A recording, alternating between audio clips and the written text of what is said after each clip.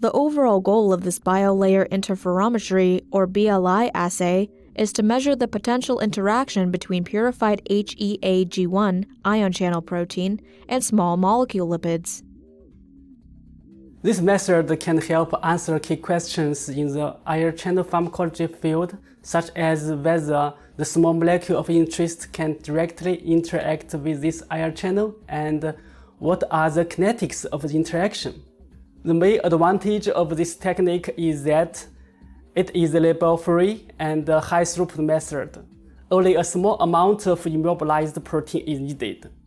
Generally, individuals new to this method will struggle because a successful assay involves multiple steps, including protein expression, purification, labeling, accurate to the sensor, and data analysis.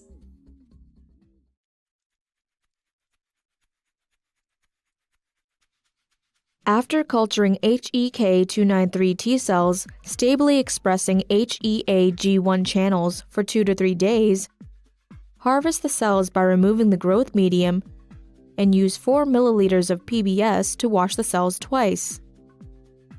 Discard the PBS, scrape the cells into 2 milliliters of PBS per dish, and use a 1 milliliter pipette to transfer the cells into a 15 milliliter tube.